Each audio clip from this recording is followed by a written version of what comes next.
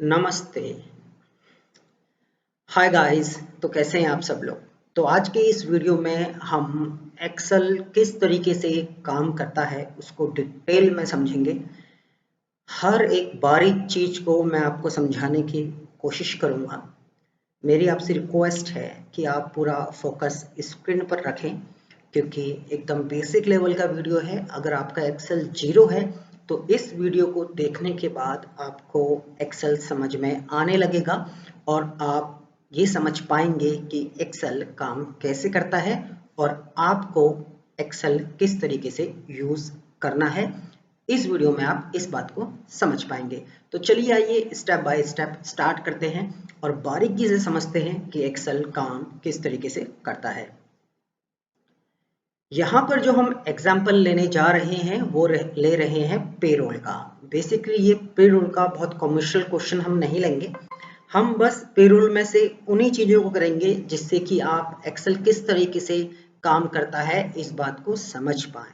तो चलिए एक पेरोल क्वेश्चन के साथ ये समझने की कोशिश करते हैं कि एक्सेल काम किस तरीके से करता है। यहां पर मैंने लिखा सीरियल नंबर, एंटर प्रेस किया, 1 टाइप किया, 2 टाइप किया, 3 टाइप किया। अगर मैं इस तरीके से नंबर्स को लिखूंगा तो ये बहुत कॉम्प्लिकेटेड हो जाएगा, इसमें बहुत सारा टाइम वेस्ट होगा। अभी आपको क्या करना है, 1 टाइप करना है, 1 के नीचे 2 टाइप करना है। जब आप इस तरीके से इनको सेलेक्ट करते हैं तो इसको बोलते हैं सेलेक्ट। जो कर्सर आप देख रहे हैं, कर्सर का जो कलर है वो वाइट है। तो यहाँ पर आप देखेंगे कि यहाँ पर ये हमने किया है सिलेक्ट। अगर आप इस कर्सर को इस कोने पे लेके आएंगे तो आप देखेंगे कि कर्सर अपने आप को चेंज कर देता है। और यहाँ पे जब आप इसको नीचे की तरफ ड्रैग करेंगे तो इस तरीके से सीरियल नंबर प्रिंट हो जाएंगे। आप लोग कभी कभी क्या गलती करते हो, तो एकदम जो जीरो है, जैसे आपने 1 लिखा, आप कोने में आए और आपने ड्रैग किया तो 1 1 प्रिंट हो जाता है। आपको ऐसा नहीं करना है, आपको 1 के नीचे 2 लिखना है, दोनों को सिलेक्ट करना है।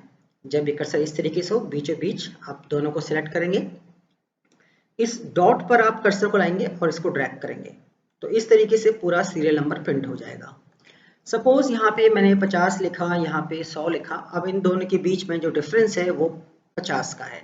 जब आप इसे ड्रैग करेंगे तो आप देखेंगे कि सभी नंबर्स के बीच में 50 का डिफरेंस मेंटेन हो गया है। इसी तरीके से यहाँ पे अगर मैंने 100 लिखा और यहाँ पे 200 लिखा और दोनों को सिलेक्ट किया, कोने में आके इसे ड्रैग करेंगे तो आप देखेंगे कि यहाँ पे जो डिफरेंस है दोनों के बीच का 100 का मेंटेन हो जाएगा। तो इस तरीके से आप इस टास्क को करेंगे। जो एक्सेल स्टूडेंट्स एक्सेल जो नया नया सीख रहे हैं उनको ये ऑप्शन भी नहीं कर पाते हैं, तो आप इसको ट्राई कीजिए, ये 100% आपसे हो जाएगा। अब ये है सीरियल नंबर जो है ये बहुत ज़्यादा स्पेस ले रहा है, तो आपको क्या करना है, इस जगह पे आना है। अभी आप यहाँ पे माउस को लाएंगे ना तो देखिए माउस का आइकन चेंज हो गया, माउस अपने आप को चेंज कर रहा है। तो इसको आपको इस तरीके से पीछे की तरफ मूव कर लेना है। तो इस तरीके से इस साइज को हमने यहाँ पे कम कर दिया। तो इस तरीके से आपको सीरियल नंबर जो है एक्सेल में लिखे जाते हैं। हालांकि और भी एडवांस चीजें हैं सीरियल्स को लिखने के लिए, सीरियल नंबर्स को लिखने के लिए, पर आप जस्ट एक्सेल स्टार्ट कर रहे हो तो अभी आपके लिए इतना काफी रहेगा इस तरीके से सीरियल नंबर लिखना।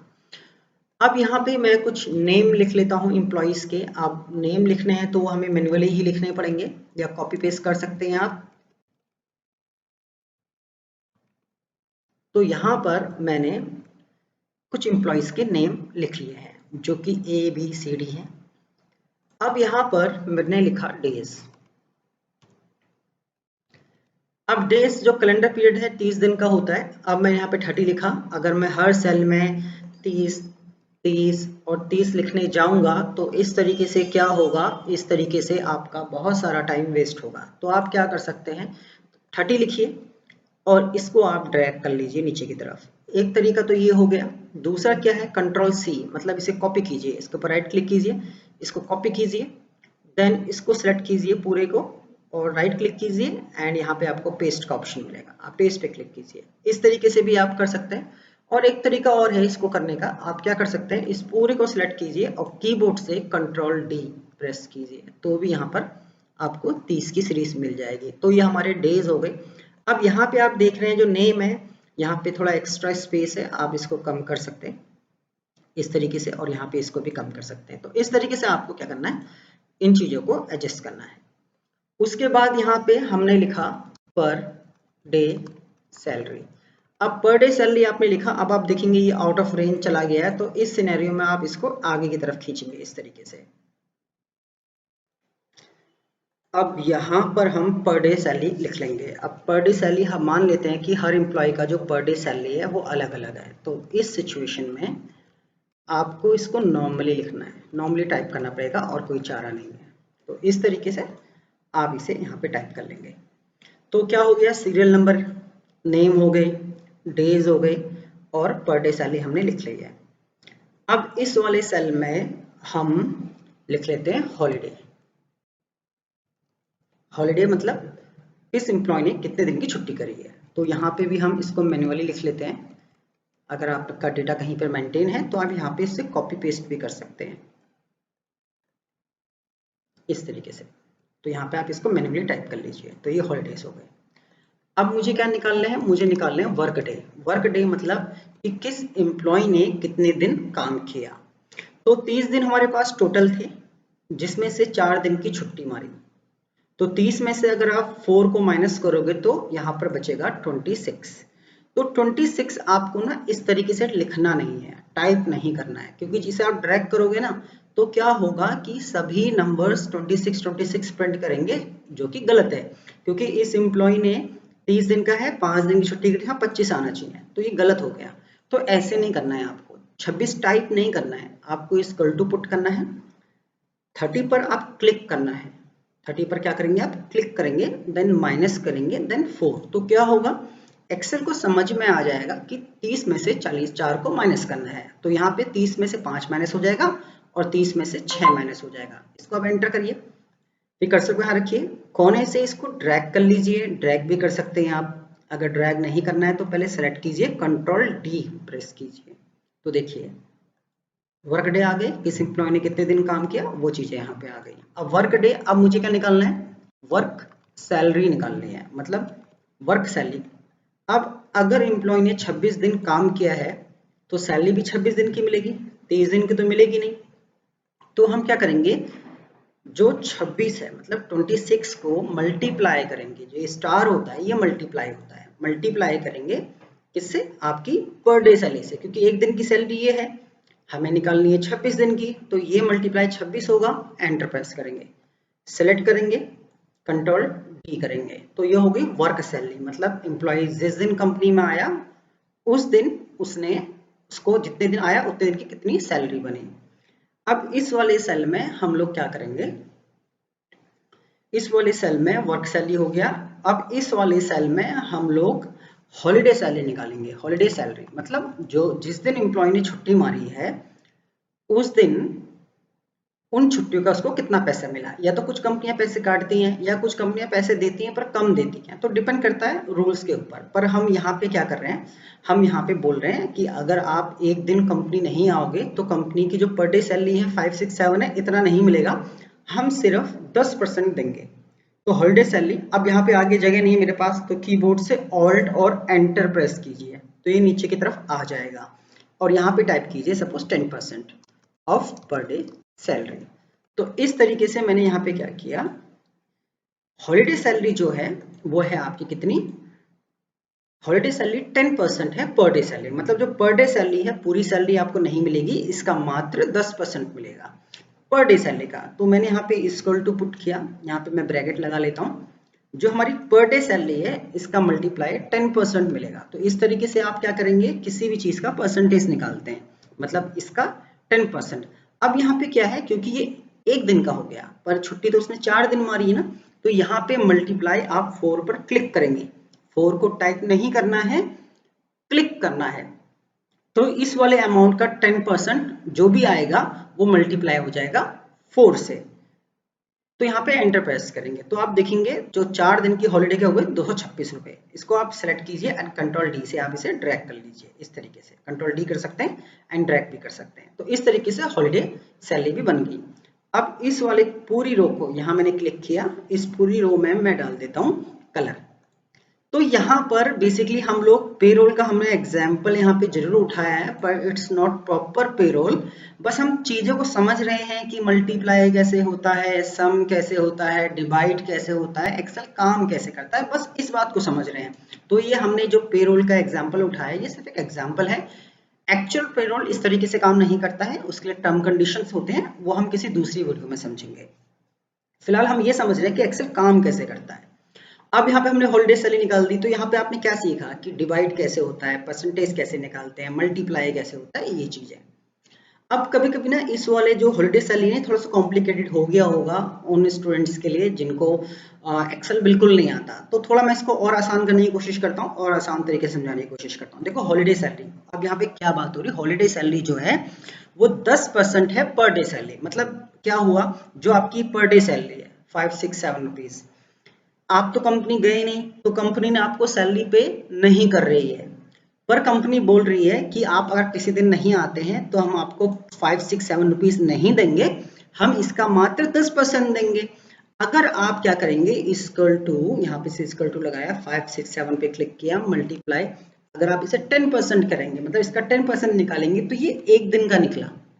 पर एम्प्लॉय ने छुट्टी तो 4 दिन मारी ना भाई, 4 दिन का निकालना है, तो 4 दिन का निकालने के लिए क्या करना पड़ेगा, इसको मल्टीप्लाई 4 भी तो करना पड़ेगा, तभी तो ये 4 दिन का निकलेगा। अब होप इतना मैथ तो आपको आता ही होगा। तो एंटर प्रेस किया, अब हम इसको सिलेक्ट करेंगे और कंट्रोल डी से ड्रैग करेंगे। तो इस तरीके से हॉलिडे सैलरी। अब मुझे क्या निकालनी है, बेसिक सैलरी। बेसिक सैलरी निकालनी है। अब बेसिक सैलरी क्या है, जो आपकी वर्क डे सैलरी, जितने दिन आपने काम किया उसकी सैलरी प्लस छुट्टियों के पैसे, इन दोनों को आपको प्लस करना है। तो वो कैसे करोगे, इक्वल टू पुट करोगे, यहाँ पर क्लिक करोगे, प्लस लगाओगे, यहाँ क्लिक करोगे, दोनों को प्लस कर दिया, एंटर प्रेस करोगे और इसको आप ड्रैग कर लोगे। आप इसको ऐसे भी कर सकते हो, शॉर्ट तरीका भी आप यूज कर सकते हो। देखो आपको अच्छे से पता है कि इन दोनों का सम करना है, तो दोनों को ऐसे सिलेक्ट कर लो और आगे की तरफ एक्स्ट्रा स्पेस भी सिलेक्ट कर लेना बेसिक सैलरी वाला, एंड यहाँ पे कीबोर्ड से ऑल्ट प्लस को प्रेस कर दो। तो ऐसे भी आप इसे कर सकते हो। और दूसरे तरीके से करना है तो आप क्या कीजिए, इक्वल टू सम, यहाँ पे सम लिखिए, इक्वल टू सम, इन दोनों को सिलेक्ट कर लीजिए, तो इन दोनों का सम हो जाएगा, एंटर प्रेस कीजिए, देन इसको सिलेक्ट कीजिए, देन कंट्रोल डी प्रेस कीजिए या ड्रैग कर लीजिए, ऐसे भी कर सकते हो। या फिर एक काम करो, इस पूरे को सिलेक्ट कर लो, पहले इक्वल टू लिखो, सम लिखो, दोनों को सिलेक्ट करो, ब्रैकेट क्लोज करो, देन कंट्रोल एंटर प्रेस कर दो, ऐसे भी कर सकते हो। तो तरीके बहुत सारे हैं, तो सिंपलेस्ट तरीका जो है वो यही है, ये प्लस ये दोनों को सिलेक्ट करो, एंटर प्रेस करो, इसको आप क्या कर लो, ड्रैग कर लो, ये। तो इस तरह से बेसिक तरीका हो गया, सबसे बेसिक तरीका।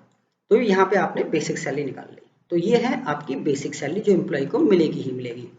अब कंपनी HRA देती है, हाउस रेंट अलाउंस देती है 2% of basic salary, DA 4% of basic salary, medicine allowance 6% of basic salary, TA 1% of basic salary. अब यहाँ पे कंपनियां ये सब आपको एक्स्ट्रा दे रही हैं, बोनस दे रही हैं, सॉरी मेडिसिन अलाउंस दे रही है, ट्रैवल अलाउंस दे रही है, HRA दे रही है 2-2%, और किसका दे रही है, बेसिक सैलरी का। तो इक्वल टू ये आपकी बेसिक सैलरी हो गई, मल्टीप्लाई 2%, एंटर प्रेस कर दो। इसी तरीके से equal to basic salary multiply 4%, इस तरीके से।